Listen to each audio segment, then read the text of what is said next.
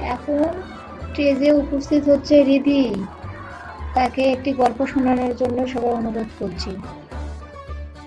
তো বন্ধুরা, কেমন আছো সবাই? আমি আজকে তোমাদের মাঝে একটি সুন্দর গল্প শোনাতে চাই। গল্পটির নাম হলো সুন্দর ময়ূরী। এক বনে এক ময়ূর বাস করত। তার ছিল খুব সুন্দর সুন্দর পালক। সে তার পালক নিয়ে সবসময় গর্ববোধ করত।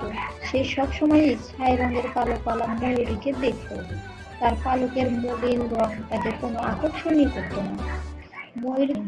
ময়ূর তাড়াতাড়ি করে সরতে পারল না। আগুন লেগে তার সেই সুন্দর পালক পুড়ে ছাই হয়ে গেল।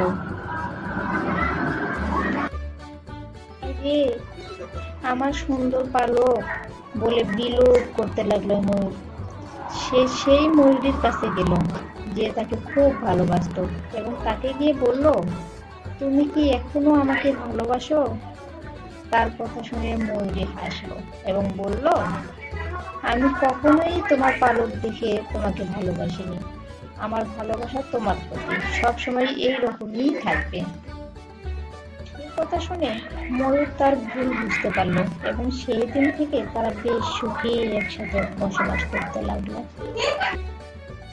বন্ধুরা, আমার এই গল্পটি তোমাদের কাছে কেমন লাগলো? বন্ধুরা, তোমাদের কি খুশি করতে পেরেছি?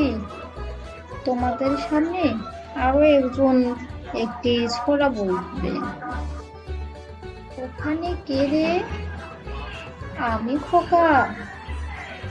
মাথায় কি রে? আমের ঝাঁকা।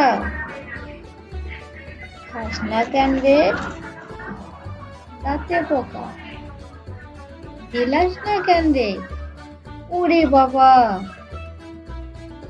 বন্ধুরা, তাহলে সবাই অনেক অনেক ভালো থাকবে। আজকের মতো এই পর্যন্তই। আল্লাহ হাফেজ।